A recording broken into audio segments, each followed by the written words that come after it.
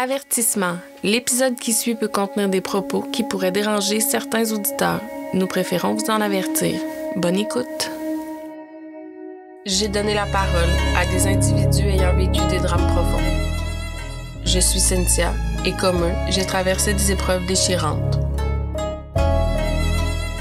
Dans chaque épisode, je m'entretiendrai avec des invités qui ont affronté des tragédies humaines. Plongeant dans leurs histoires d'espoir et de transformation qui nous rappellent la force de l'être humain.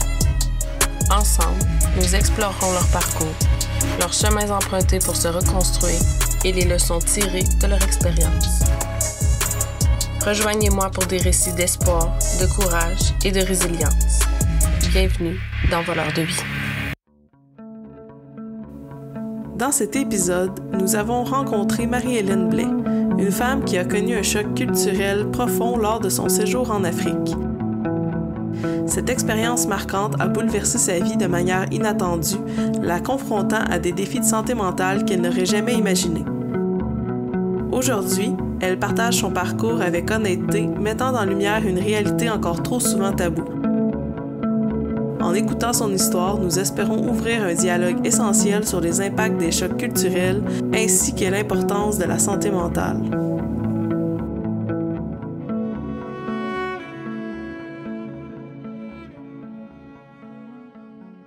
Moi, c'est Marie-Hélène. Je suis une femme super dynamique, enjouée, qui aime la vie. Je suis débordante d'idées créatives. C'est vraiment ce qui me caractérise. Okay. Est-ce que tu as des enfants? Oui, j'en ai 2. J'ai un garçon de 4 ans, puis j'ai une petite fille de 7 ans, qui vient d'avoir 7 ans. Okay. Parfait. Avant les événements, tu étais comment? J'étais justement comme je viens de le décrire. Okay. Parce que je dois avouer que j'ai un peu changé avec le temps. Puis j'ai de la misère, tu sais, je me vois encore comme avant. Tu sais, dynamique et tout ça, enjouée. Je dois avouer que j'en ai perdu un peu avec les événements, mais je tente à reconquérir la Marie-Hélène d'avant. Tu sais, côté personnalité et tout ça, parce que je veux pas perdre ce filon-là, justement, qui font de moi une femme enjouée et super expressive. Oui. J'aimerais ça que tu me parles des événements, du début, là, de comment tout ça a commencé. Ici aujourd'hui, en fait. Oui. Ouais. Ben, dans le fond, le pourquoi, c'est que je tiens vraiment à normaliser la santé mentale, rendre ça normal, parce que même si on est en 2024, on en parle, ils disent il y a belle cause pour la cause, etc. Non, il n'y a plus de jugement. Ben, c'est pas vrai. Non. Il y en a encore énormément. Puis moi, je tiens à ce que les gens, justement, voient ça comme étant normal. Tu sais, je veux dire, on est tous différents. Puis probablement que tout le monde pourrait avoir une médication sur la Terre, tu sais, peu importe la raison, parce que on a tous des troubles, des problèmes, etc. Donc, moi, je veux rendre ça normal. Puis, la deuxième raison pour laquelle je suis ici, dans le fond, c'est pour moi boucler la boucle, mettre la fin à ce trauma-là. Le traumatisme que j'ai vécu, dans le fond. Donc, c'est vraiment pour ça que je voulais être ici et avoir la tribune là, pour pouvoir m'exprimer. Dans le fond, ça a commencé en 2013. J'ai été engagée à Shawinigan au collège. Puis, c'était pour être enseignante dans la technique d'éducation à l'enfance. Puis, c'était mon rêve. Vraiment, là, moi, j'ai toujours rêvé d'enseigner là. J'ai suivi ma technique là. C'était comme... Je me voyais pas faire autre chose dans la vie. Oui. Puis... En mars, le caméraman qui partait en voyage en Afrique avec eux au mois de mai s'est désisté.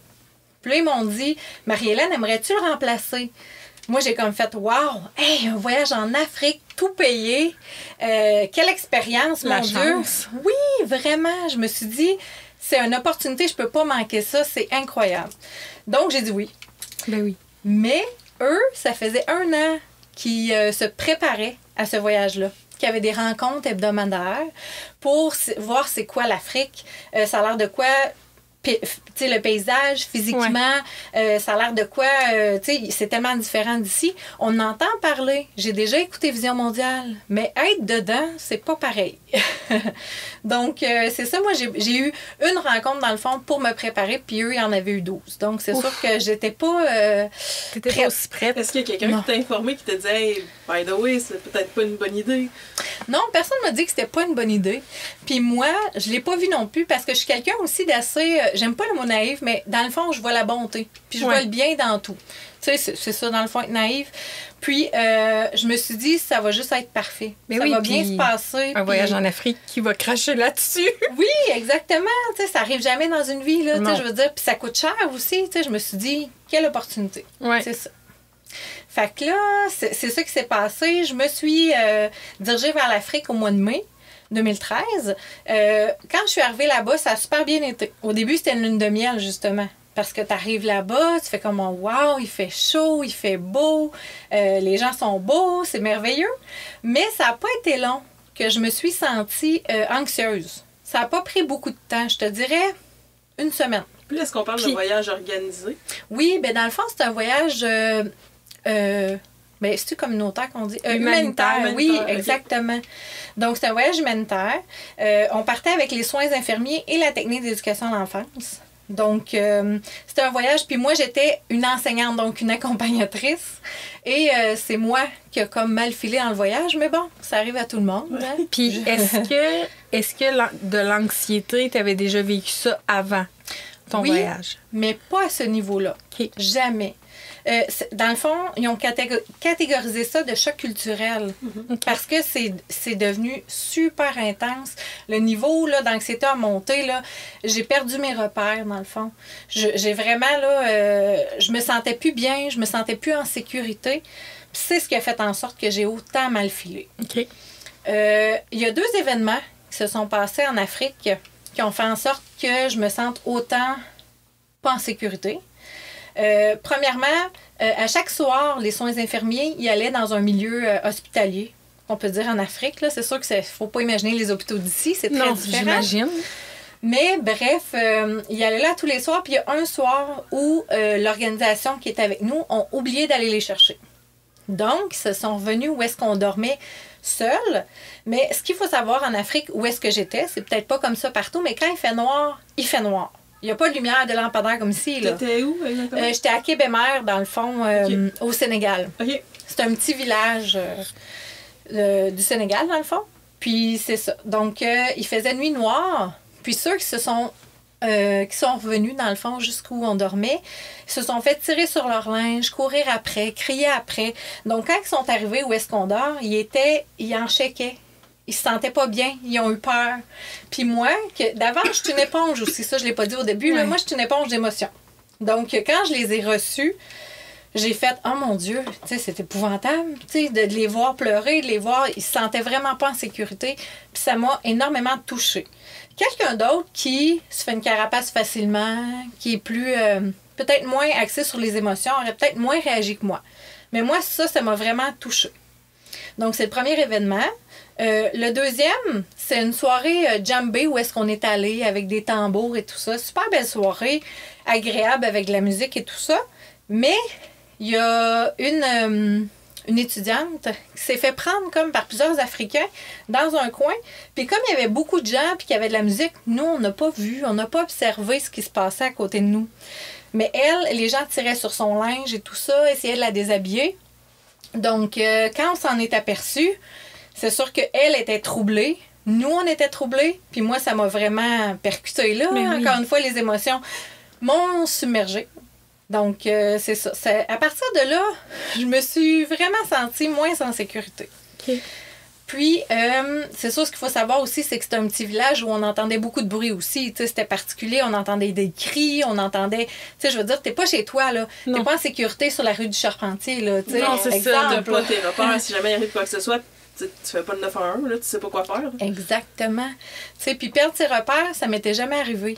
J'avais voyagé souvent dans le passé. J'étais allée à Cuba, Mexique, République, dans des tout inclus. Ouais. Donc, ce que tu vois, c'est le beau, souvent. Tu sais, j'étais consciente que dans ces pays-là, les gens sont démunis aussi, puis il se passe différentes choses. Sauf que là, j'étais vraiment Au cœur. de l'Afrique. Tout en n'étant pas préparé. Oui, exactement. Donc, psychologiquement, j'étais vraiment pas prête. Puis, quelqu'un comme moi, justement, qui, quand je vis des petites émotions, elles deviennent grandes, ben là, je vivais des grandes émotions, donc ça a été encore plus grand.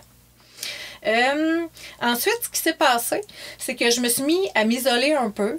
Je me suis mis à arrêter de parler parce que j'étais trop anxieuse. Puis, j'ai vécu mon premier épisode de catatonie. Donc, je vais vous expliquer c'est quoi, Oui. parce que c'est quand même particulier. C'est que quand je vis à partir de l'Afrique, dans le fond, avant, j'avais jamais vécu ça. Quand je vis un trop gros stress, mon corps se met en shutdown, donc je m'auto-mets en coma. C'est comme ça que j'appelle ça. OK. Donc, je peux pas faire un clin d'œil pour te dire que je suis là. Donc, mon corps est complètement figé. Je bouge pas. Je comprends tout ce qui se passe autour de moi. J'entends tout ce qui se passe, mais je peux pas dire « Hey, je suis là ». Donc, c'est mon premier épisode qui s'est passé comme ça. Puis, c'était légèrement traumatisant. Oui, c'est ça. Là, on parle pas d'une petite crise d'anxiété banale. Là. C'est un autre niveau. Là. Vraiment. Donc, c'est très intense. Donc, ce qu'ils ont fait, c'est qu'ils m'ont hospitalisée en Afrique dans un hôpital qui s'appelait Les Mamelles. C'était très particulier en partant, mais bon, on n'a pas toutes les mêmes références. Non. Donc, j'étais aux Mamelles. Et j'ai été hospitalisée une semaine de temps en Afrique. Et ça a été très traumatisant pour moi. Parce que, premièrement, les gens ne parlaient pas ma langue. Donc, tu te fais soigner par des gens qui arrivent et qui t'expliquent dans leur langue comment ils vont te soigner. Moi, j'avais très peur parce que je comprenais rien. Il me piquait d'un médicament qu'ils donnaient ici dans les années... C'est arriéré, là. C'est comme... Ce qu'il faut savoir, c'est qu'en Afrique, ils n'ont pas nécessairement les mêmes technologies qu'ici pour soigner les gens. Ils sont pas à jour du tout. Là. Exactement. Je me souviens pas l'année exacte, mais c'est un vieux médicament qu'ils me donnaient. Il me piquait 3 fois par jour. Il ne mettait pas de gants. Ouf. Moi, 2 jours avant, on m'avait dit qu'une personne sur 2 où j'étais avait le sida. Donc, j'avais peur d'attraper le sida. Oh, j'ai peur des aiguilles, donc moi, je leur disais, donnez-moi un médicament de façon orale, tu sais. mais eux, ils ne comprennent pas. Ben non. Puis toi, tu comprends pas. Non. Donc, ce qui arrivait, c'est qu'il arrivait à 6 personnes pour me maintenir.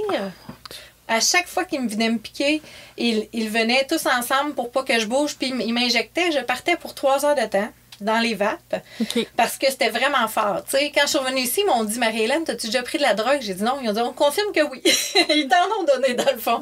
C'était tellement fort que c'était pratiquement ça. Là. Oh, c'était un médicament, mais qui assomme, là, comme on dit ici, de cheval, quasiment. Ouais. Là. Donc, c'est ça. Ça a duré 1 semaine de temps. Donc, moi, ce que j'ai appris de ça, c'est vraiment, comment je dirais ça, la résilience, puis le lâcher-prise surtout. Parce qu'après 5 jours, je me suis dit, regarde, là, comment que tu t'opposerais à ce qui te pique, que tu t'essaies de te débattre, ça ne changera rien, ils vont le faire. Puis c'est de quoi ils vont mettre une personne de plus, puis ils vont te maintenir. Fait que là, j'ai vraiment abandonné. Puis, ils venaient me piquer à une personne. Fait que là, je vivais moins de stress, moins d'anxiété, parce qu'ils n'étaient pas 6 à me maintenir, puis moi, je refusais les traitements, tu sais. Donc, ça a vraiment mieux été à partir de là. Parce que j'ai pas eu le choix de lâcher prise, dans le fond.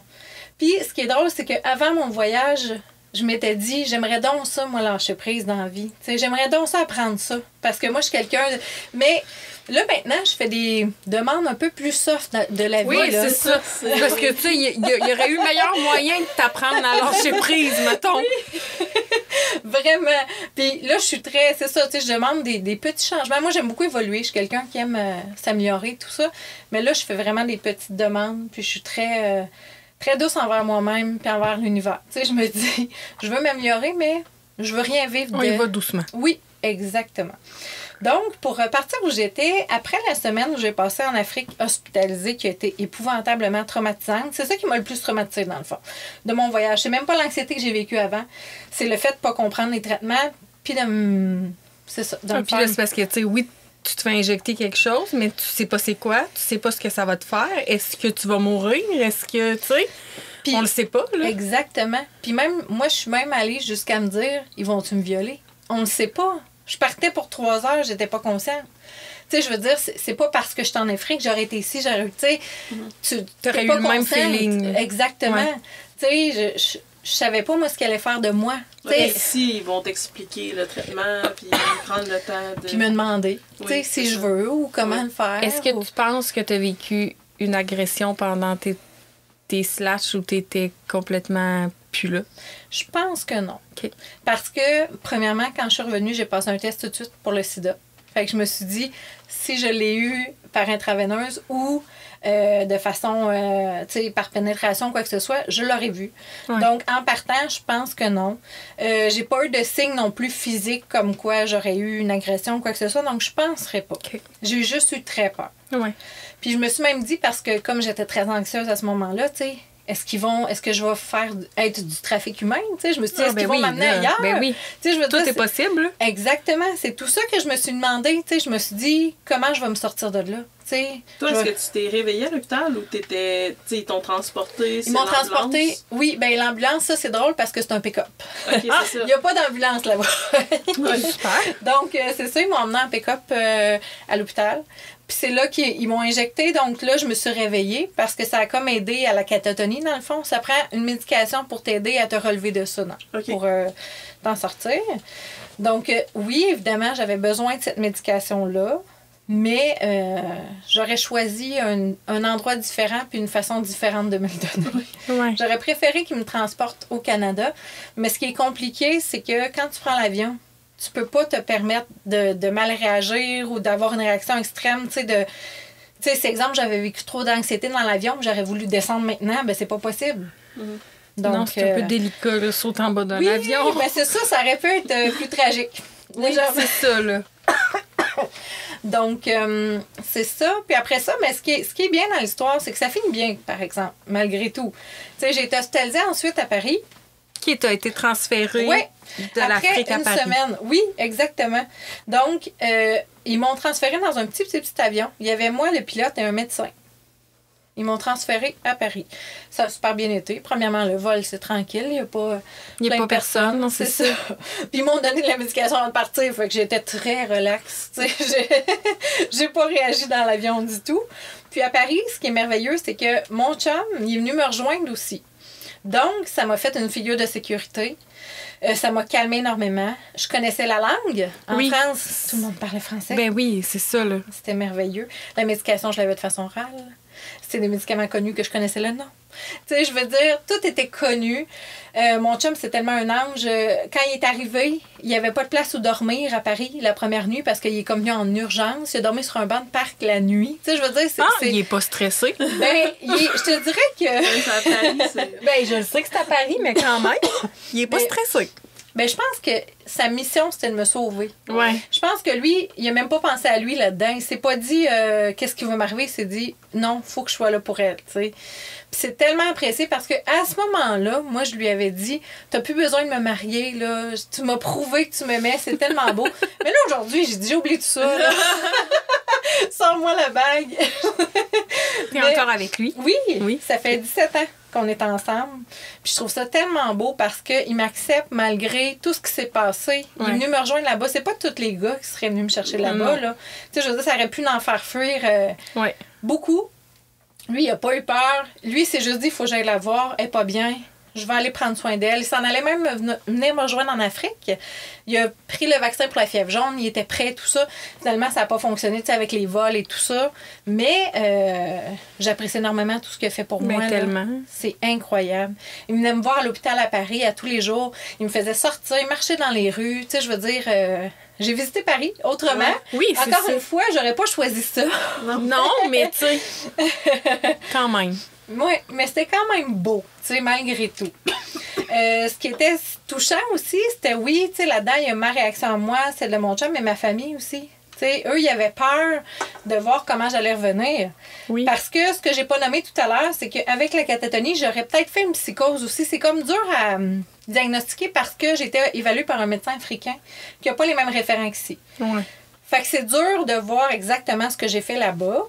Mais ce qui en ressort, c'est que ma famille avait eu le mot psychose. Puis moi, mon frère, il est psychoéducateur.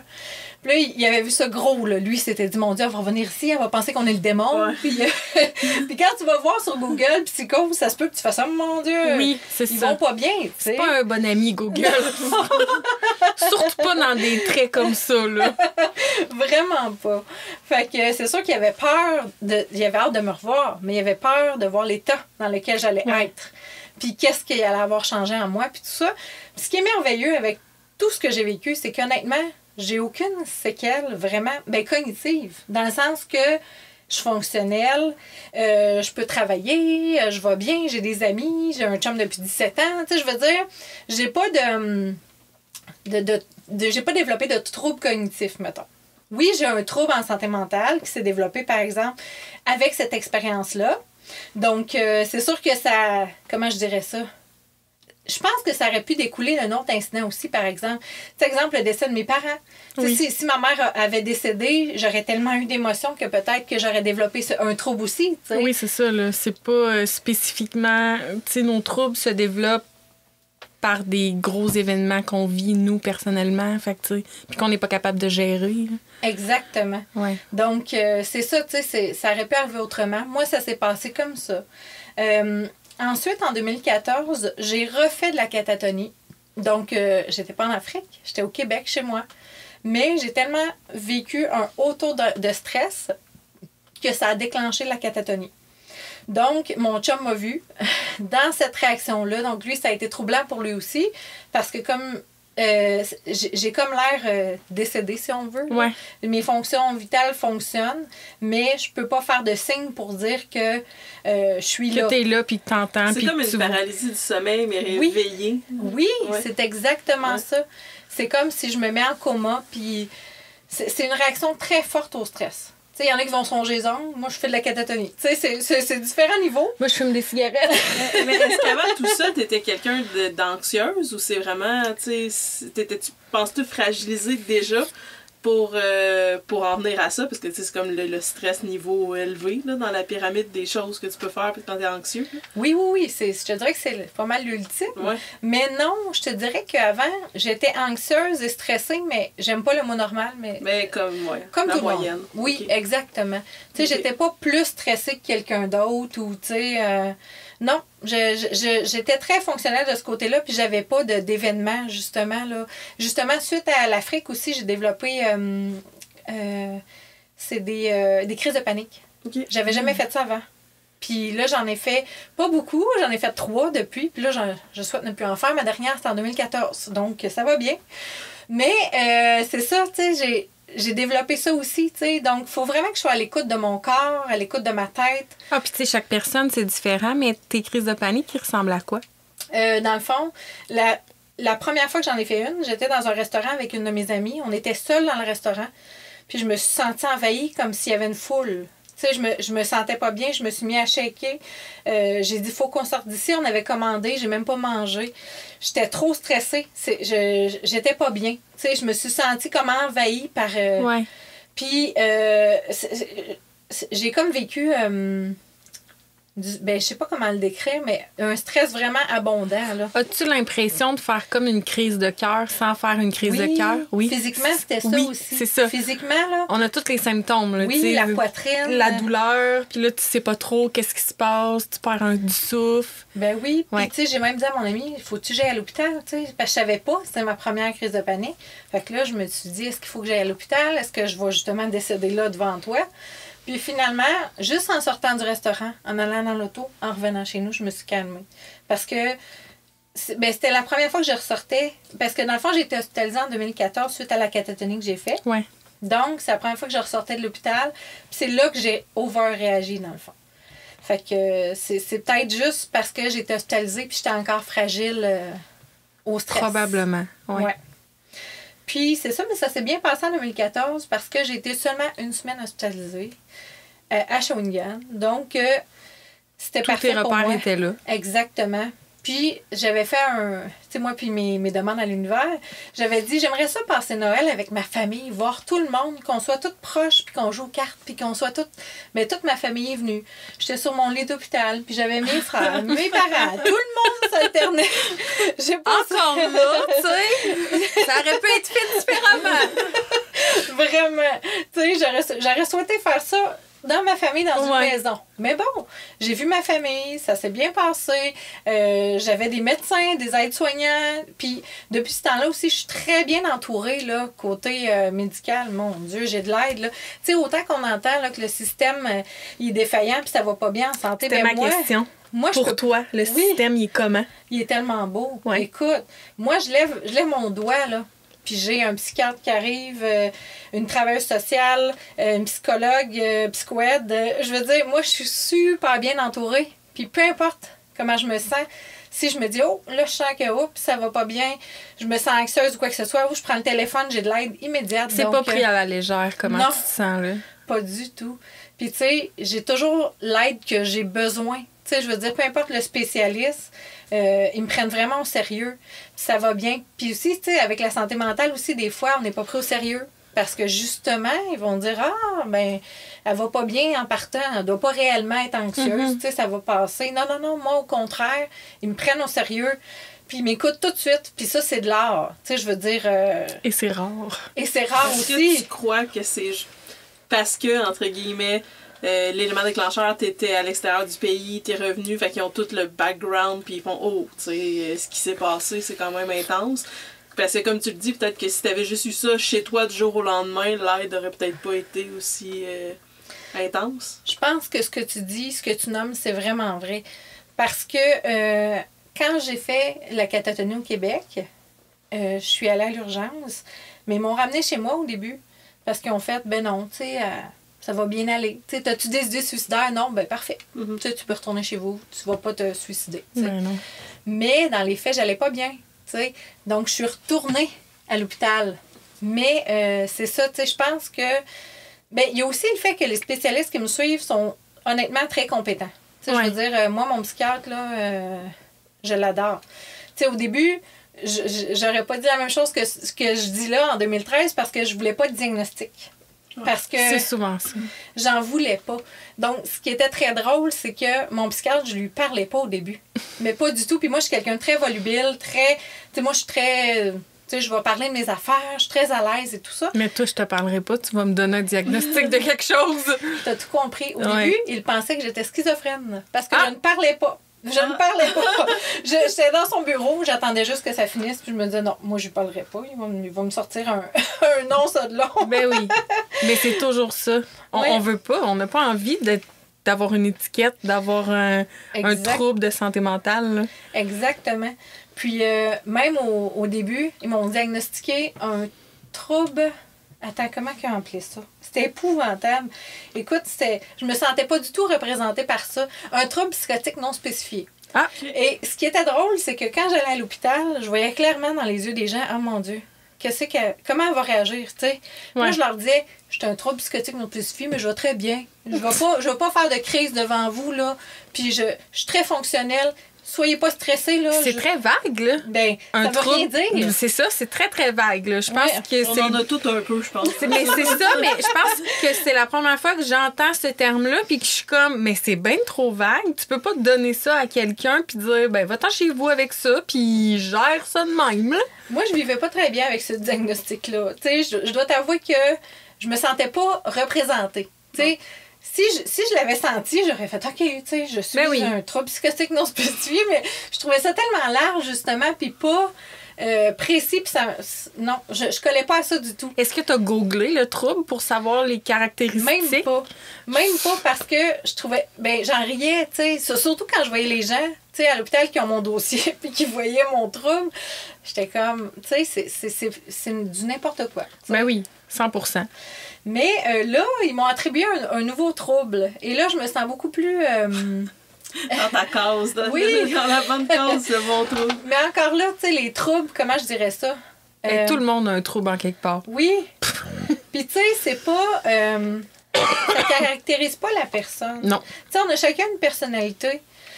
Puis moi, je pense que c'est pas le trouble qui nous caractérise, mais bien, nous, comment on est, comment on se sent, c'est ce qu'on est, puis c'est tout. Tu sais, au début, là, quand on m'a diagnostiqué, je me disais, oh mon Dieu, tu sais, j'ai pas le droit de vivre telle émotion. Ou j'ai pas le droit, ça, c'est-tu moi ou c'est mon trouble? Tu sais, j'étais tout mêlée. Les gens aussi. Oui. Les gens, ah mon Dieu, ça, là, c'est clairement une réaction de tel trouble. Puis on est comme, ben non, je suis juste en crise. Oui. Je peux-tu, moi aussi, juste être en crise? C'est exactement, je peux juste être triste. Ouais. Tu sais, comme tout le monde, là. Tu sais, on a tous des moments dans l'année où on est plus heureux, plus triste, plus... Mais ça veut pas dire qu'on a un trouble nécessairement, tu sais. Puis on attribue vite les noms, tu sais. Exemple, tu sais, souvent les gens vont dire, la météo est bipolaire ces temps-ci, tu sais. Ouais. Mais c'est comme... C'est pas ça, la vie, là. Tu sais, je veux dire, tout est changeant, tout est différent, puis... Est-ce que quand t'entretiens des relations à long terme avec des gens, là, tu sais, je parle pas amoureusement, parce que depuis le temps que t'es avec ton chum, il le sait, mais je parle avec des amis, Est-ce que t'as tendance à vouloir le dire que t'as un trouble, ou t'aimes mieux le garder pour toi? Ça dépend. Parce que je te dirais comme l'ancien travail que j'ai fait, je ne vais pas nommer où je suis allée, mais j'ai nommé que j'avais un trouble et j'ai nommé lequel. Parce que j'allais pas bien une période, puis j'avais besoin de travailler moins. Ça a été super mal perçu, dans le sens que on m'a jugé. Puis moi, le jugement, ça me touche énormément. Puis j'essaie le moins possible de juger les gens. T'sais. Ça l'écoeure aussi, là. Oui. Ouais. Puis j'ai pas aimé ça, de me faire juger. Suite à mon voyage en Afrique aussi, il y a beaucoup eu de jugements par la suite. Là, des gens qui étaient en Afrique, justement, qui ont comme vu ça d'un œil, tu sais, oh mon Dieu. Tu sais, j'ai eu un commentaire, elle est folle. Je suis pas folle. Je suis en train de vivre un épisode comme n'importe qui pourrait le vivre. Ben oui. Il y a personne qui est à l'abri de ça.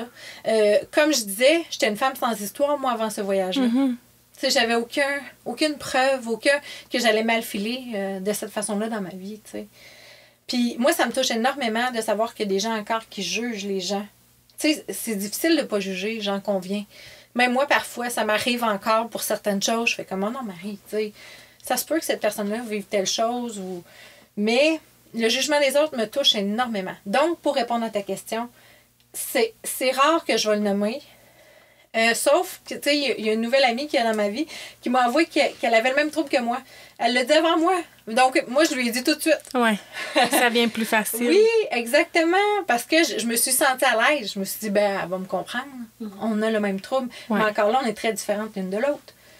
Parce que, tu sais, toi et moi, on peut avoir le même trouble puis pas avoir les mêmes répercussions, les mêmes symptômes, les mêmes... Exact. Mais ça dépend ça aussi de l'élément déclencheur du trouble, là, tu sais. Exactement. Chaque trouble se vit différemment aussi, là. Et c'est pas parce que, exemple, t'es TPL que l'autre est TPL que vous allez avoir les mêmes facteurs puis les mêmes déclencheurs de votre TPL. Là. Exactement. T'es pas TPL, je nommais celle-là pour nommer celle-là. C'est bien correct. Mais bref, tu sais, comme moi, c'est l'insomnie qui me guette le plus. Tu sais, je peux pas dormir pendant très longtemps. Sinon, l'anxiété monte. Puis là, je me mets à très mal filer. Puis, les émotions fortes. C'est les deux choses qui me guettent, dans le fond. OK. Donc, au quotidien, ce que je fais, c'est que je m'observe énormément. Puis si je dors pas, exemple, une nuit, ben je prends déjà un médicament pour bien dormir la prochaine. Tu te connais, là. Oui. Je me permets pas de pas dormir pendant 3 nuits. Parce que sinon, je sais que ça va être une dégringolade puis que je vais me mettre à moins bien aller puis peut-être être hospitalisée. Donc, il faut vraiment que je me surveille pour ça. Mais chaque personne est différente. Puis, tu sais, il y en a qui y arrivent, là, puis j'ai réussi à avoir 2 enfants quand même, puis à bien aller, tu sais, malgré tout, tu sais, puis je dormais beaucoup moins, mais... Est-ce que, là, tu sais, tes enfants sont arrivés après ton voyage en Afrique? Oui. OK. Est-ce que tu as peur que ton trouble se transmette à tes enfants? Bien évidemment. Ouais. Ben oui, c'est certain. Je me suis même questionnée avant d'avoir des enfants, tu sais, sauf que la réflexion qui en est sortie, c'est j'ai le droit au bonheur, moi aussi. Tu sais, c'est pas parce que j'ai un trouble que c'est génétique, que mes enfants... Tu sais, je suis venue à la réflexion aussi de me dire... Comme là, je suis récemment aussi diabétique. Donc, je me suis dit, mes enfants pourraient être diabétiques aussi, c'est aussi génétique. Puis encore là, je m'empêcherai pas de vivre parce que mes enfants pourraient l'avoir. Ils peuvent aussi développer des choses que je n'ai pas. Exact. Ils pourraient développer des choses que mon chum a que... Tu sais, donc je me suis dit... Je m'empêcherai pas de vivre pour ça, puis mon rêve, c'était d'avoir des enfants. Tu sais, je veux dire, j'ai toujours voulu en avoir, j'ai toujours été très maternelle, j'adore les enfants, je travaille en éducation.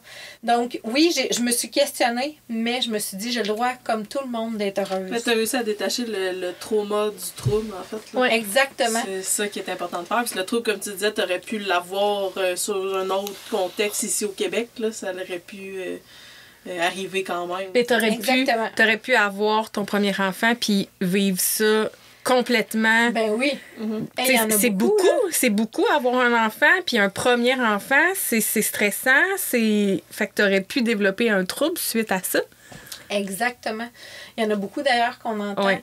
Tu sais, que ce soit les postpartum, que ce soit, tu sais, je veux dire, il y a beaucoup de femmes qui réagissent suite à la naissance de leur enfant, que ce soit en processus, pendant ou après. Mm-hmm. Tu sais, j'aurais pu... C'est ça. Tu sais, je me suis dit, ça, par exemple, je suis fière de moi parce que j'arrive à me dire, j'ai le droit de vivre. J'ai le droit de... Peu importe comment je suis, je m'empêcherai pas d'être qui je suis. Tu sais, j'ai fait un cheminement aussi à travers le temps, là, parce que c'est récent que je m'affirme aussi autant, puis que j'ai confiance en moi. Est-ce que... Ça, c'est vraiment une question spéciale, là, parce que moi, je me l'ai déjà fait poser. Est-ce que tu as tendance à faire « Ah, ça, c'est à cause de ce trouble-là. » Ben oui. Ah, mais tu sais, je suis comme ça, ben c'est à cause de mon trouble. C'est pas moi. OK, quelqu'un dit ça ou que moi je dis ça? Que toi, tu te dis ça de toi-même. Hey, c'est une bonne question parce que rarement je vais associer ce que je vis à mon trouble, mais ça va dépendre. Tu sais, comme il y a un autre signe aussi qui fait que je peux mal filer, c'est si je me mets à tout faire dans l'extrême. Tu sais, exemple, si je me mets à... Tu sais, il y a des gens qui vont dire, mon Dieu, elle va donc bien, elle. Non, oui. non. Si je m'entraîne 6 fois par jour, que je me mets à manger comme vraiment trop bien, que je me médite 8 fois par jour, que je... C'est pas un bon signe. Okay. Mais il y a des gens pour qui, tu sais... Donc, oui, parfois, je vais associer ça à mon trouble. Je vais me dire, oups, attention, Marie, là, je pense que t'es dans l'excès, ça va pas bien, tu sais. Mais sinon, non, au quotidien, je vais pas... Ben, je veux pas dire, je vais pas m'automutiler en me disant, tu sais, ça, ouais. c'est mon trouble, ça, c'est mon trouble, tu sais. J'essaie vraiment de me dissocier puis de me permettre d'être qui je suis puis d'avoir une personnalité. Puis j'imagine que dans ma question inverse, les autres te l'ont souvent dit. Ben oui. Moi, j'ai des amis proches que j'adore, que des fois, ils me disent, comme moi, j'adore écrire dans la vie. J'adore écrire, c'est comme mon plaisir de la vie. Mais quand je me mets à écrire trop, mes amis souvent proches me disent « Oh Marie, ça va-tu? » Je dis « Oui, j'aime juste ça écrire. Lâche-moi, c'est fatigant, hein? Oui, parce que c'est pas parce que je tripe écrire que là, c'est automatique que je me retrouve à mal filer. Ouais. C'est juste que ça pourrait être ça. Mais, tu sais, je m'observe, je me connais. Tu te connais bien maintenant. Oui. Ouais. Puis je me vois aller. Honnêtement, j'ai pas besoin des autres pour me dire que je vais pas bien. T'sais, c'est sûr que j'apprécie si vraiment je me retrouve dans un creux que là, ça va vraiment pas. Je veux pas qu'on me laisse là. Mais je me vois aller, je me comprends bien. Puis tu sais, je m'observe tellement. Puis je sais pas, je suis quelqu'un aussi qui est très réflexive. Je me remets toujours en question. Je me questionne à savoir comment je vais. Fait que j'ai pas besoin de me faire dire, Marie, tu vois-tu? Oui, ça va. J'avais le goût de t'écrire un poème. Mais tu sais, c'est le fun de se le faire dire, mais je pense qu'il y a une limite à un moment donné. Tu sais, si je t'ai dit ça va, reviens pas 5 minutes plus tard pour me le redemander. Je te l'ai dit que ça l'allait. Mais ça, je pense que c'est quelque chose qui est difficile parce que la santé mentale, autant, tu sais, il va y avoir des préjugés, puis ça va être, tu sais, mettons, on va prendre l'exemple, tu te serais cassé un bras en Afrique, ben il y a personne dans ton voyage qui aurait fait, ben voyons, elle est folle. Tout le monde aurait fait, oh mon Dieu, est-ce que ça va bien? Mais c'est quelque chose de, quand c'est cognitif ou quand c'est un quand de c'est santé pas mentale, vu. quand c'est pas vu par les gens, ben les gens, ils vont pas prendre pas ça au sérieux, mais ils ont pas de signe concret que ça va bien. Ça se voit pas. Ça se voit pas quand ça va mal, mais ça se voit pas non plus quand ça va bien. Fait que c'est difficile de savoir est-ce qu'elle va bien, est-ce qu'elle va mal. Fait que c'est souvent là que le ça va, t'es sûr que ça va, revient. Mais comme tu disais tantôt, la personne qui a un problème de santé mentale, ça lui appartient d'aller chercher de l'aide et se connaître et faire ce que tu fais pour s'auto-gérer, dans le fond. Exactement. Parce que je pense que la pression extérieure, ça a l'air, à t'écouter, ça a l'air d'être ça, finalement, le plus difficile à porter. C'est ce qui en est venu après, de te juger dans ça. Exactement. C'est les jugements qui sont blessants. Puis, je suis capable de me voir aller, justement, puis j'ai pas besoin. T'sais, j'aime ça qu'on prenne soin de moi, mais pas par rapport à ma santé mentale. C'est drôle, hein? T'sais, j'ai besoin qu'on me dise, quand j'ai des bons coups, qu'on me félicite, mais, on dirait que pour moi, j'ai envie de le vivre comme par moi-même. Puis on veut que ça soit normalisé. Ça devrait être. Mais c'est aussi personnel à toi. C'est ton trouble, ça t'appartient. Oui. Puis là, je dis normaliser, il faut faire attention. C'est sûr que, tu sais, des gens qui ont des troubles de santé, qui ont une répercussion sur autrui, là, on est ailleurs. Là. Oui, c'est pas pareil. C'est pas pareil. Mais, tu sais, sinon, oui, je pense que les gens adultes sont capables de Est-ce que depuis que tu as été diagnostiqué, il t'est arrivé des événements justement, qui ont mis ou qui auraient pu mettre les autres en danger? Jamais. Jamais? Ça t'est pas arrivé? Non, jamais. Parce que, puis même envers moi, tu sais, honnêtement, je me considère chanceuse aussi parce que c'est pas dangereux. Tu sais, j'ai jamais, comme je disais tantôt, moi, j'ai jamais eu d'idée suicidaire. Donc, j'ai jamais agi de façon à mettre fin à mes jours. Même, c'est spécial parce que la dernière fois que je me suis retrouvée à l'hôpital en 2022, où est-ce que j'ai été diagnostiquée, je filais pas. Je me suis rendue... ça, je l'ai pas raconté. Je me suis rendue à être confuse aux 15 secondes, comme une personne Alzheimer, dans le fond. Mais pour moi, c'est une réussite parce que j'ai pas fait de catatonie. Non, je me suis pas complètement fermée, mais j'étais confuse aux 15 secondes. Mon chum a vu tout de suite que j'allais pas bien non plus parce que je répétais les mêmes choses tout le temps. Mais je prenais super bien soin de mes enfants. C'est ce qui en est ressorti, justement. Tu sais, par rapport à ta question, si je mets les autres en danger, au contraire, je les surprotégeais. Tu sais, j'étais vraiment dans ma bulle de... Je vais pas bien, mais je vais en prendre soin. Tu sais, c'est vraiment ça. Tu sais, puis c'est vraiment fort en moi, le prendre soin de l'autre. Fait que non... C'est ça qui ressort tout de suite. Oui, tout de suite, tu sais. Puis, comme je disais aussi à mon psychiatre, tu sais, j'ai pas de violence en moi non plus. J'en ai aucune. Fait que même si je file pas, ça va pas popper. Ça va pas ressortir. Parce que je suis pas quelqu'un de violent. En moi, j'ai absolument rien. Tu sais, il y a des gens que je connais qui ont le même trouble que moi, qui, eux, vont réagir fortement, tu sais, que ce soit avec la violence. Ça va avec quitter aussi. Exactement. C'est ça, on en revient à ça, ça va avec quitter, tu sais. Parce que, tu sais, mettons, toi et moi, on a le même trouble, mais différent. On a le... C'est ça, on est comme à un trouble d'écart. Oui. Mais c'est complètement différent pour moi que ce que tu me racontes, là. Tu sais, j'arrive pas, moi, à faire « Ah, je me reconnais dans son trouble, je me reconnais 0. 0, 0. » C'est ça, là. C'est vraiment propre à chacun. Puis je pense que moi, je me reconnais pas parce qu'on n'a pas le même bagage aussi. Exactement. Ça va là aussi, là. Ben oui. Puis tu sais, mon père a le même trouble que moi. Donc c'est sûr que... Mais il vit complètement différemment. Moi, c'est pour ça aussi que je voulais pas avoir de diagnostic parce que je me disais non, je me reconnais pas. Ouais. Je le vois pas. Lui, il est comme ça. Moi, je suis pas comme ça. Je me disais, je peux pas avoir ce trouble-là. Je suis pas comme lui. Tu sais. Ouais. Mais c'est quand tu te rends compte qu'en santé mentale, comme en santé physique, il y a plein de variations. Tu sais, je veux dire, tu peux avoir le même trouble comme tu viens d'expliquer, puis finalement, tu te dis, oh mon Dieu, on est complètement différentes. On est à 2 pôles différents. Ouais. Puis, c'est ça, on a le même trouble, donc c'est ça. C'est très variable. Là. Mais... Est-ce que tu es médicamentée pour ton trouble? Oui. Oui. Je suis médicamentée. Je prends 2 médicaments pour mon trouble, puis ça m'aide énormément. C'est surtout pour éviter que je fasse la catatonie, dans le fond. OK. Parce que ça tu as besoin d'une médication pour éviter de refaire ça. Oui. Ça m'aide à gérer mon anxiété pour éviter. Mais il faut quand même que je m'observe. Tu sais, comme je disais tantôt, si je dors pas, même si je prends ma médication, je peux me retrouver dans cet état-là. OK. Donc, il faut vraiment... Mais ça m'aide comme à me centrer, puis faire moins de catatonie, dans le fond. OK. Ouais. On vit comment avec, du jour au lendemain, tu as un diagnostic, tu dois être médicamenté, puis tu n'as jamais eu ça dans ta vie. Là.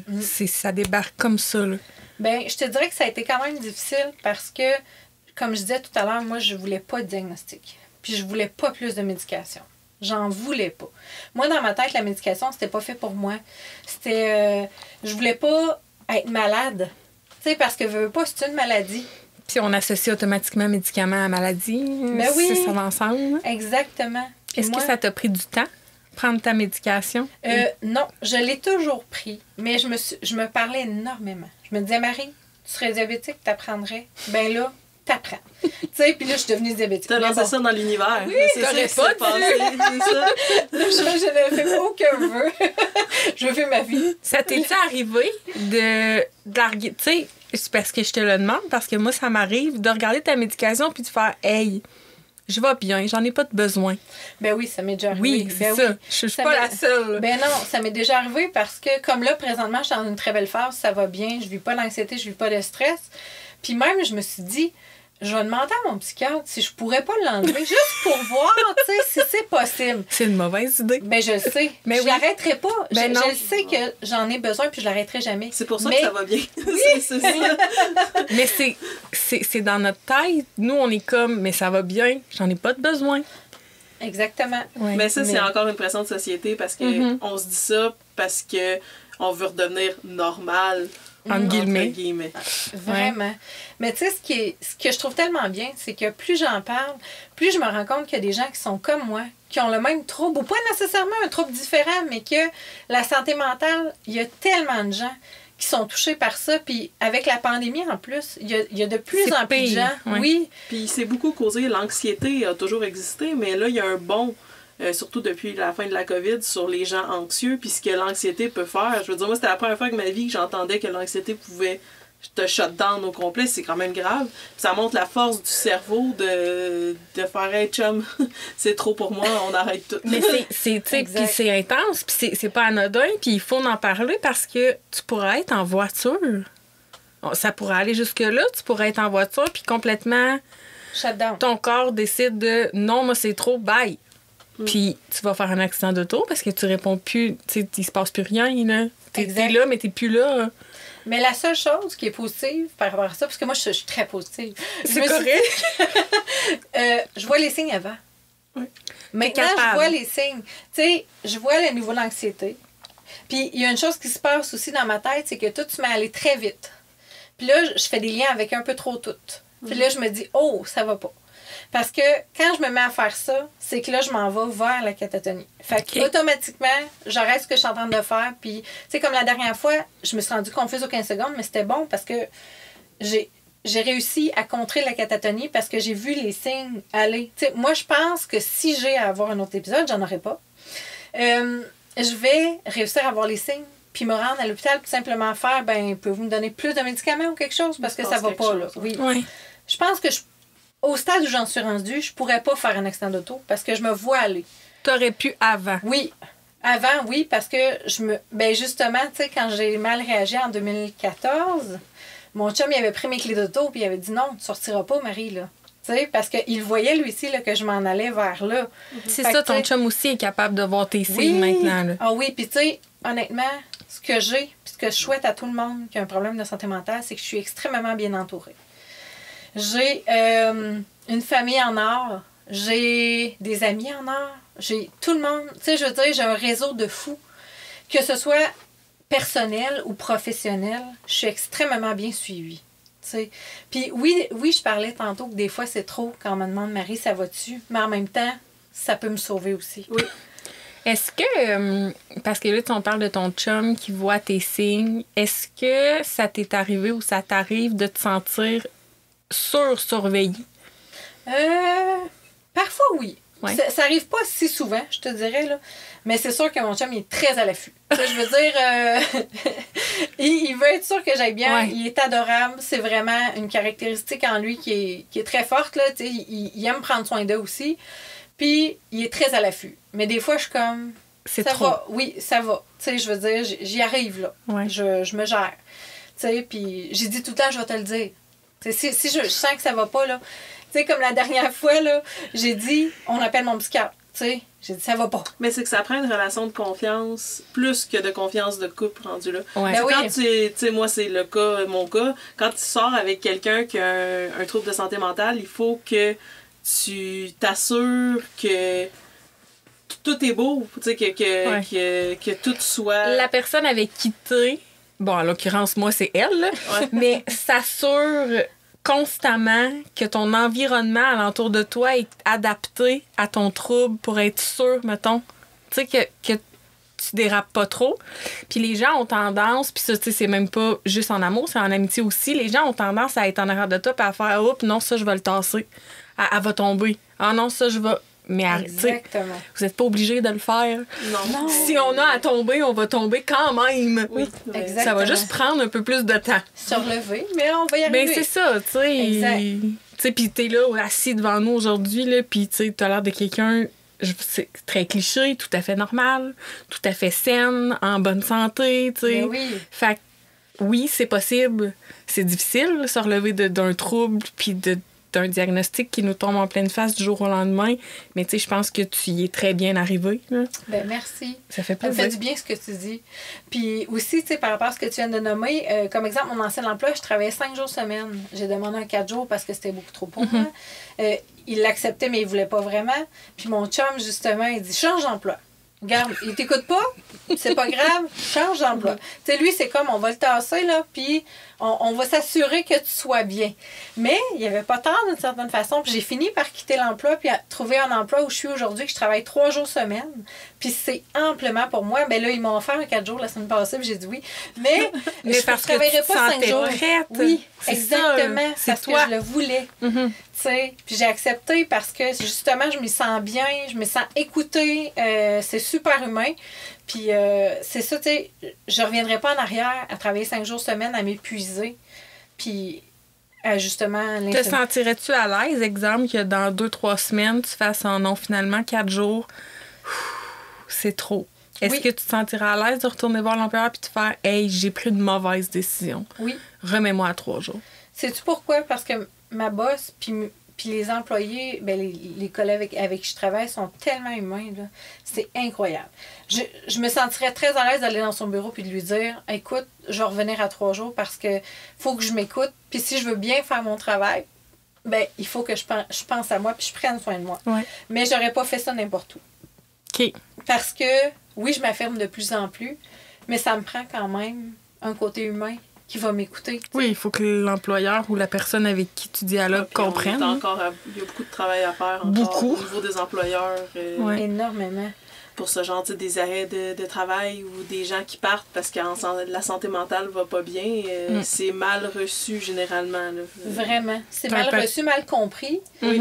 Puis, tu sais, justement, où est-ce que je suis, tu sais, mon employeur est ouverte d'esprit, tu sais, je veux dire, je pourrais lui dire, je pense n'importe quoi, puis elle comprendrait, tu sais, mais c'est pas comme ça partout. Moi aussi, j'ai cette chance-là, par exemple. Mais je pense que ça fait partie du métier dans lequel on est. Oui. Ouais, c'est ça. C'est ça, tu sais, on est dans des milieux différents, mais on est dans des milieux d'intervention. Fait que, tu sais, à la base, les gens avec qui on travaille, c'est des gens humains, c'est des gens qui vivent. Souvent des gens qui ont vécu. C'est ça, qui ont vécu ou qui vivent tous les jours avec la santé mentale pire que la nôtre. Fait que, tu sais, quand tu te présentes puis tu fais « Allô, là... ça marche plus. Ça marche pas, là. Puis de toute façon, comment tu veux, toi, bien faire ton travail si... Tu peux pas aider quelqu'un si toi-même, présentement, ça va pas, ça fonctionne pas. Là. Ouais, puis la plus grande force dans ce temps-là, c'est d'aller chercher de l'aide. Là. Quand t'as la force d'aller chercher de l'aide, c'est déjà énorme. Là. C'est pas signe que ça va pas bien. Au contraire, si tu vas chercher de l'aide, c'est que ça va bien. Là. Oui, exactement. Tu sais, si t'es capable d'aller la chercher, c'est parce que ça va encore bien. Oui, c'est ça. Hey, j'avais une question. Moi, j'en ai une question. Le rapport au voyage, maintenant? Ah, ben c'est drôle que tu demandes ça parce que maintenant, je ne voyage plus sans mon chum, premièrement. Je me sentirais pas à l'aise de partir en voyage pack-sac, mettons, comme ça.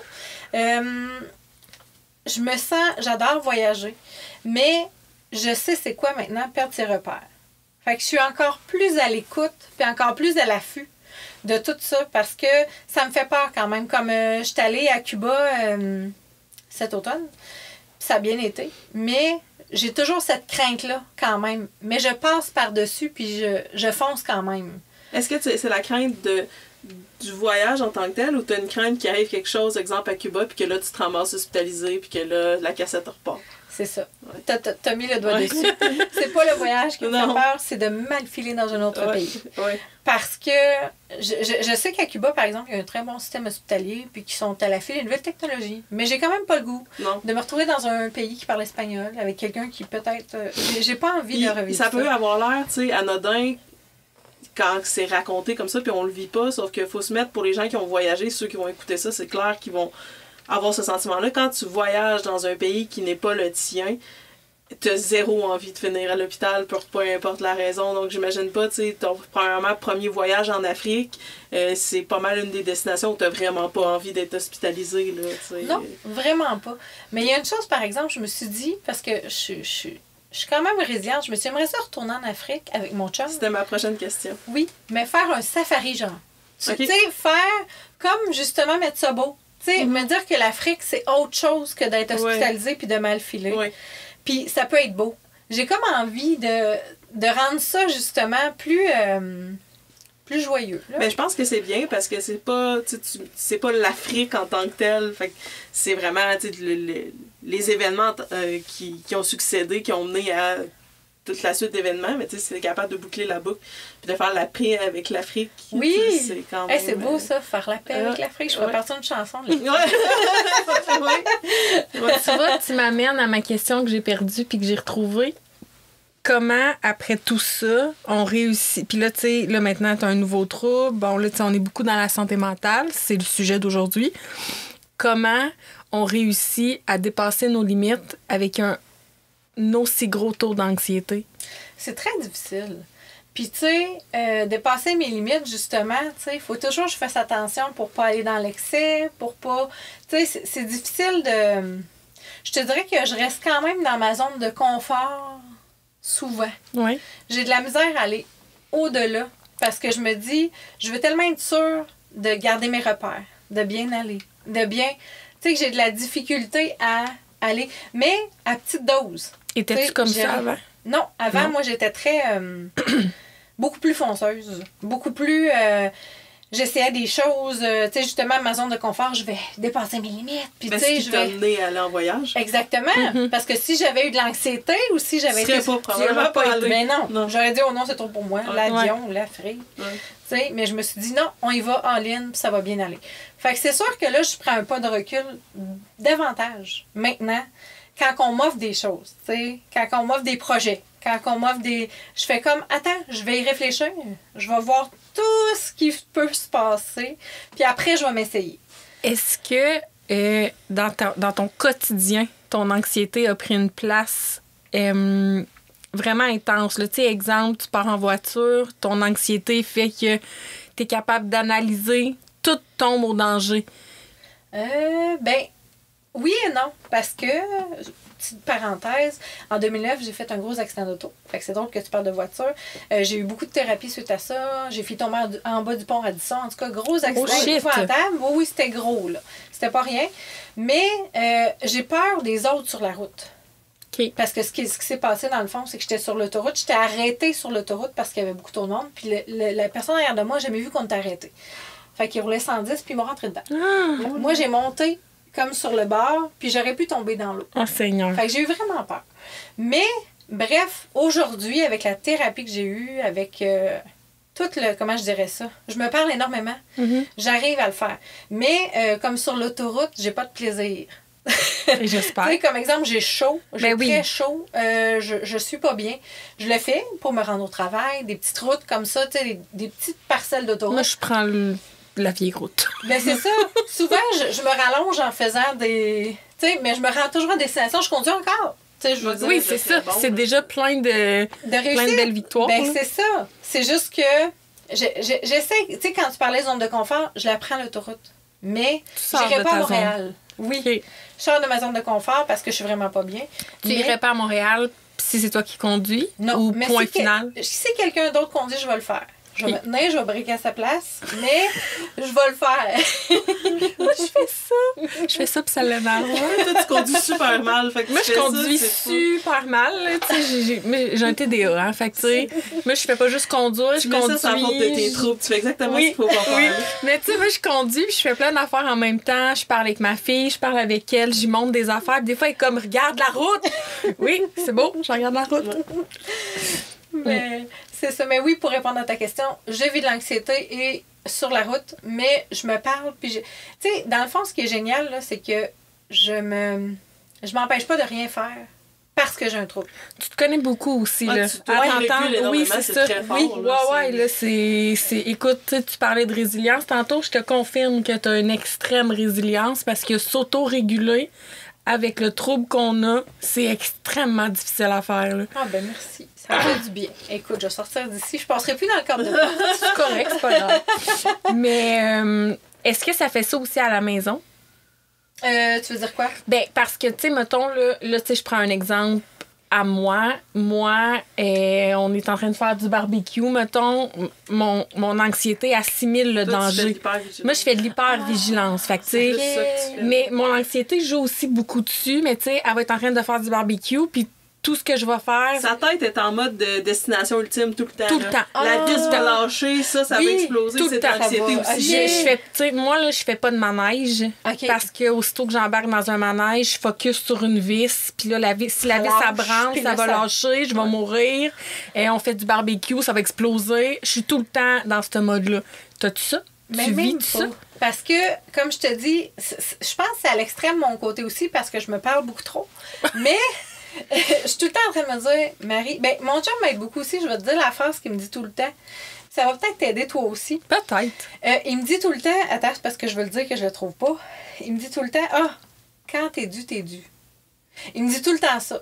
Ouais, tu sais, mettons, je fais comme moi, mais là, c'est parce que si ça arrive, puis Marie, quand t'es dû, t'es dû. Fait que tu le fais quand même un peu. Oui, je le fais un peu, mais il me ramène tout le temps. Puis même moi, c'est rendu que je me l'ai dit, la phrase. Retiens cette phrase. Quand t'es dû, t'es dû. Puis c'est vrai, tu sais, exemple, tu sais, comme... Ça arrive, peu importe, c'est vrai que c'est comme ça dans la vie. C'est plate, mais c'est ça. Tu sais, comme exemple, moi, je suis une éponge d'émotions, puis ce qui se passe, exemple, en Israël, en Ukraine, tout ça, ça me stresse énormément, même si c'est pas ici. J'écoute les nouvelles, je viens... Je les écoute plus. Mais moi non plus, je les écoute plus. Mais je veux dire, ça me stresse à un haut niveau. Ouais. Puis là, je me disais, s'il fallait qu'il y ait une bombe qui... Puis là, je fais quoi avec mes enfants? Puis là, mon chum me dit, Marie, il dit, si t'es dû, t'es dû. Tu sais, moi, j'ai même dit, tu peux-tu nous faire un bunker? Il a dit, ben non, Marie. Il dit, anyway, tu veux-tu vivre après ça? Tu sais, non. Quand ça a commencé, là, la guerre en Ukraine, puis tout, moi, ma fille était partie chez son autre maman pour la fin de semaine, puis j'ai dit, oh non, elle peut pas être partie là. Là, moi, c'est moi qui fais, ben là. Là, elle me dit, ben là, tu me niaises-tu? Ben non. Ben non, si pendant qu'elle est partie là-bas, il y a une bombe qui dévie, qui se ramasse ici, puis on explose, si ma fille, on sera pas à la même place, on sera pas ensemble, je peux pas. On se rejoint là-dessus. Il faut que je me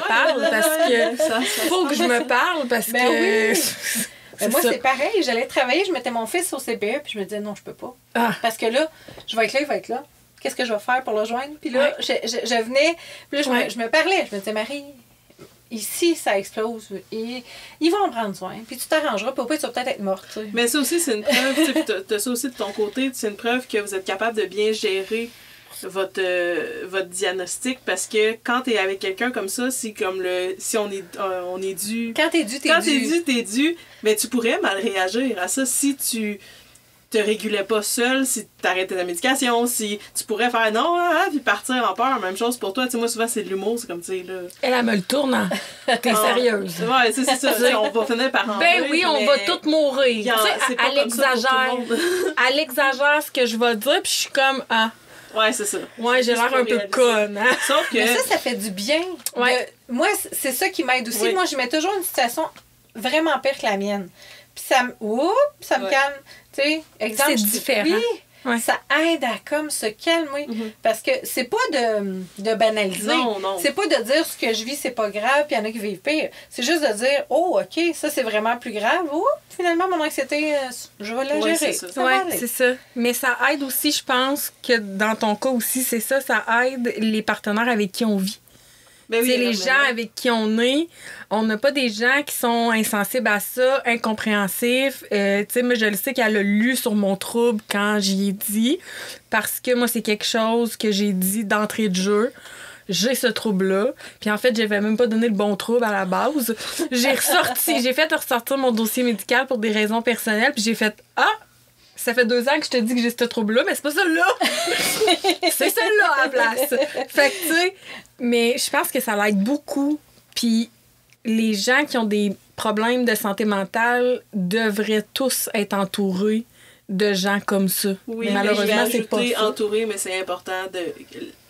La personne, tu sais, je parle pour ceux qui sont dans la normale, entre guillemets, là. Ouais. C'est important, par exemple, si toi, t'es avec quelqu'un qui a un problème de santé mentale, il faut que tu t'assures que la personne se prenne en main. Parce que ça peut être extrêmement lourd à porter sur tes épaules. Puis toi aussi, ta santé mentale peut tirer vers le bas avec cet environnement-là. Là. Mais c'est sûr qu'il faut se prendre en main. Tu sais, je veux dire...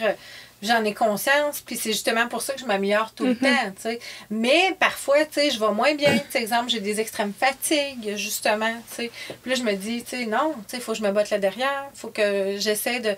C'est pas de devenir comme... Je veux pas être parfaite. Mais c'est juste que si je vais vraiment pas bien, j'essaie de me remonter, justement, tu sais, mais le pour fait ma famille. qu'au quotidien, tu prends la situation en main, ça aide ton conjoint à quand toi, tu vas pas moins bien ou pas bien, mais de lui prendre la relève. Si tu te laissais aller, dériver, c'est sûr que dans ce temps-là, la personne à côté, elle peut pas tout rattraper. Là, ben non.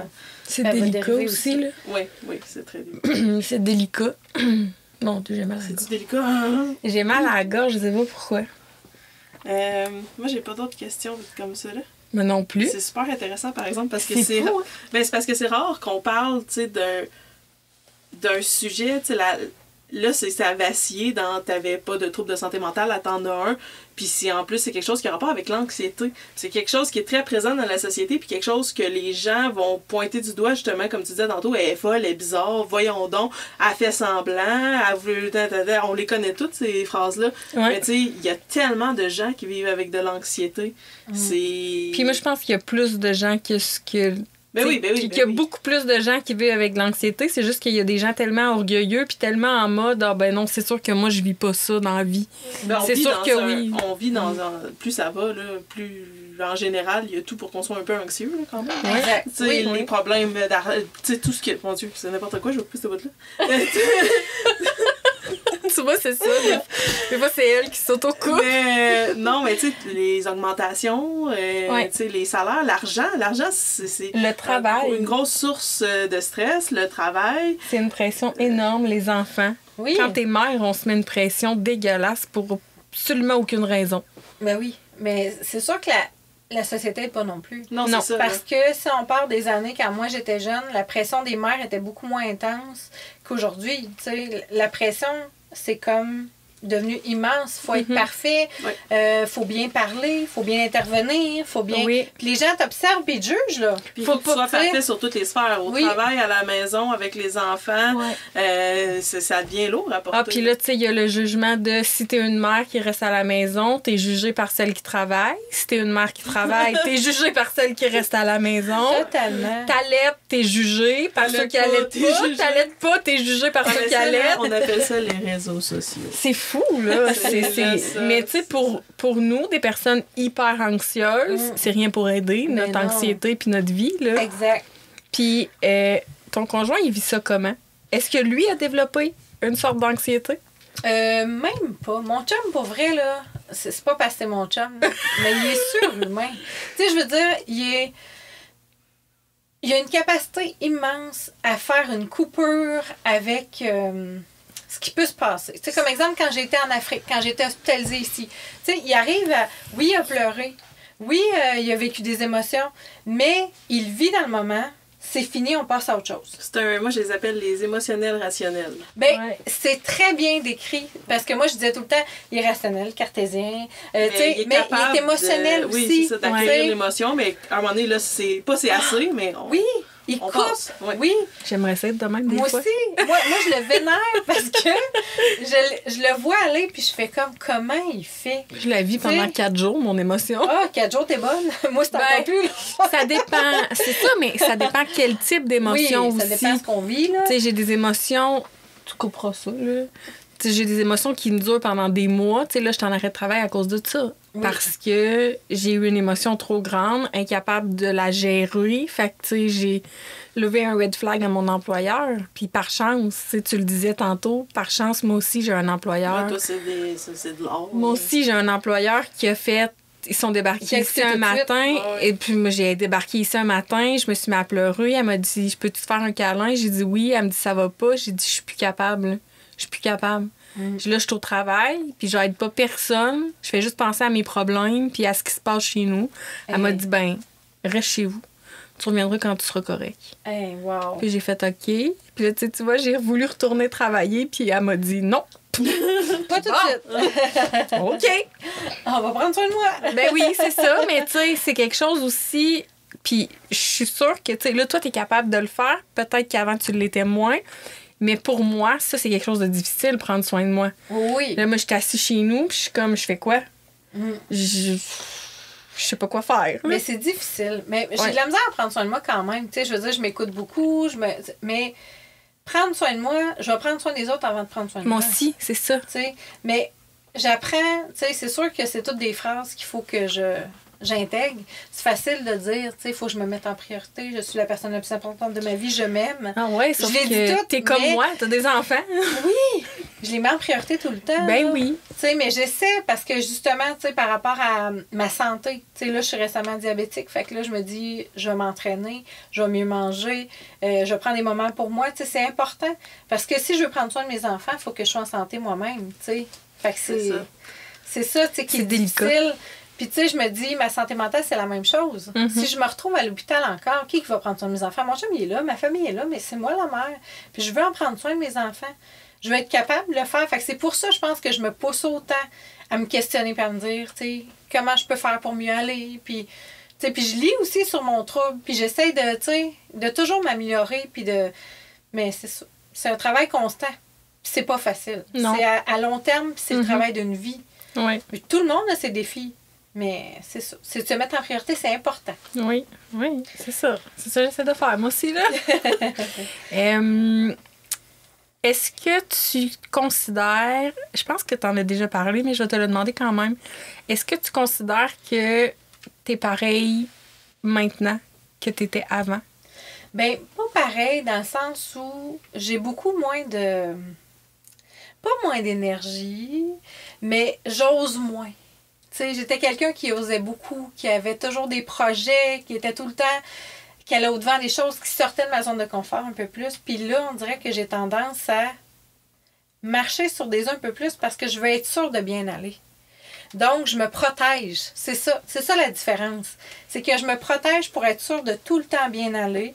Fait que j'ose moins. Je te dirais que c'est ça la différence. Puis, est-ce que t'aimerais ça retourner dans ce que tu étais avant sur ce côté-là ou t'es bien maintenant comme ça? Bien, c'est drôle que tu poses cette question-là parce qu'avec ma psy, j'essaie de voir comment je peux faire pour retrouver ma couleur, mais sans me rendre malade. Oui. Fait que c'est sûr que ça me manque. Tu sais, moi, comme je disais au début, quand tu m'as demandé de quitter, c'est drôle parce que tu sais, je suis dynamique, je suis colorée. Ça, c'est la Marie-Hélène d'avant 2013. Là, aujourd'hui, je suis beaucoup plus... Je suis colorée, mais pas mal plus en beige, tu sais. Ouais. J'ai toujours été bien colorée. Puis là, je suis comme plus neutre parce que je veux être sûre de bien aller. Mais je tente avec la thérapie puis de retrouver mes couleurs parce que ça me manque quand même. T'es encore en thérapie, là? C'est drôle que tu dises ça aussi parce que depuis 2013, j'allais une énorme chez la psychologue. Par exemple, j'allais 1 an de temps, j'arrêtais 6 mois, dépendamment de mes besoins. Ouais. Si je vois que j'allais super bien, je dis je prends une pause parce que honnêtement, on va se le dire, ça coûte cher. Oui. Elle est au privé, puis ça me coûte cher. J'ai arrêté en janvier, là. Parce que ça faisait 1 an et demi qu'elle me suivait. Là. Ça faisait un bout, là, parce que depuis 2022, dans le fond, quand j'ai été hospitalisée, elle m'a suivie pendant toute cette période-là. Puis là, j'ai décidé d'arrêter. Mais j'étais encore en cheminement, par exemple, tu sais. Là, j'ai arrêté depuis janvier, mais j'étais encore dans ce mood-là de vouloir retrouver mes couleurs, tu sais. Mais je pense la rappeler bientôt parce que je l'aime tellement. Tu sais, c'est comme j'ai une relation avec elle. Tu développes quelque chose avec elle. Ben oui, j'ai déjà dit, j'aimerais ça être ton amie, mais elle dit, c'est compliqué. Ouais. Mais c'est compliqué parce que, tu sais, elle a mon âge en plus. Fait que tu sais, puis je ressens tellement une connexion dans le sens qu'elle me comprend. Elle connaît toute mon histoire. Elle me connaît depuis 2013, dans le fond. Fait que elle sait tout de moi. Il n'y a rien qu'elle sait pas. Je pense que c'est la personne qui me connaît le plus, même si mon chum, ça fait 17 ans que j'étais avec lui, là. Puis, j'aimerais ça l'avoir tout le temps, mais que ça me coûte pas aussi cher. Fait que là, je réfléchis parce que, tu sais, je me suis dit, y aurait-tu quelque chose au gouvernement qui pourrait me payer mes... Je sais pas, tu sais, j'essaie de voir si... Parce que c'est ça, c'est... C'est cher, c'est très cher. Oui, puis tu sais, comme je veux travailler 3 jours semaine, parce que justement, pour ma santé mentale, j'en ai besoin. Là, je vais être à 4, peut-être que là, je vais pouvoir me la payer. Je vais regarder. Mais c'est ça. Fait que, mais oui, la psychologue, c'est nécessaire. Puis avec un trouble, ben moi, je trouve que c'est nécessaire aussi parce que elle m'aide énormément. Tu sais, quand je dis que je me questionne beaucoup, ben elle m'aide à le faire. Tu sais, puis ce que j'aime, c'est qu'elle m'aide à voir ailleurs. Moi, j'ai dit tout le temps, tu sais, moi, souvent, je vais voir comme ça, puis elle va comme, ah, ouais, c'est vrai. J'avais pas vu ça comme ça. Tu sais, ouais. Elle m'aide à élargir mes horizons énormément. Fait que ça m'aide à pas rester justement dans mon anxiété, ma peur. Là. Je fais comme, ah, ouais, c'est vrai, t'as raison. J'aimerais ça que tu me dises... Qu'est-ce qu'on peut te souhaiter pour l'avenir et pour maintenant? OK. Pour l'avenir, ce serait de retrouver mes couleurs, puis de vivre ma vie en sortant de ma zone de confort, tout en allant bien, toujours avec ma santé mentale. Pour maintenant, qu'est-ce que je voudrais maintenant? C'est une très bonne question. Fais attention à ce que tu lances dans l'univers. Oui! Je vois pas pourquoi tu dis ça. Moi, je m'en allais dire, tout le monde bug à cette question-là. Oui. Je prends tout le monde par surprise, puis tout le monde fait « Hey, c'est une bonne question. » Oui. Ben maintenant, je pense que ce serait d'apprendre à prendre soin de moi à petite dose, puis continuer d'évoluer, mais lentement. Je dirais ça. Mais prendre soin de moi, là, je te dirais que je suis vraiment là. Les deux choses que je veux le plus, maintenant, prendre soin de moi pour que plus tard, justement, je puisse retrouver mes couleurs, puis c'est ça. C'est un bon plan. Ouais. C'est un bon plan, puis ça lance rien de trop dans l'univers. Tu vas peut-être gagner quelque chose à énergie, genre un séjour au baluchon. Ça va être correct. Ça, on va le prendre. Oui! Une fin de semaine au spa. Ah, c'est ça. Là, je pense qu'il n'y a pas de twist possible. Il va y avoir moins d'impact sur ma vie. C'est plus relax. Oui, c'est ça. Maintenant, j'essaie de calmer mes ambitions puis mes demandes. Mais merci, les filles. Mais merci à toi. Merci. Voleur de vie est une idée originale de Cynthia Robert. À la réalisation et au montage, Mariannick Dubois. Voleur de vie est une production Scénarimage. Et en terminant, un immense merci à vous. Nous voulons que chacune de ces histoires voyage et vous êtes chacun d'entre vous un messager avec la possibilité de donner une plus grande voix à nos invités. Et pour ça, on ne pourra jamais vous dire suffisamment merci. Pour vos partages ou simplement pour rejoindre notre communauté, vous n'avez qu'à chercher Voleur de vie sur les réseaux sociaux.